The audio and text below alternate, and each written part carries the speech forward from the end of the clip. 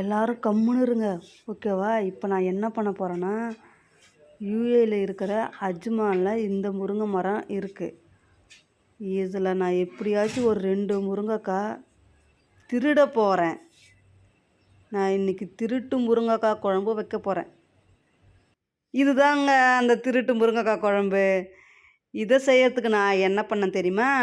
கடுகு, பூண்டு, வெங்காயம், தக்காளி போட்டு நல்லா வதக்கிட்டேன். வதக்கினதுக்கு அப்புறம் முருங்கைக்காய் போட்டு நல்லா வதக்கிட்டேங்க.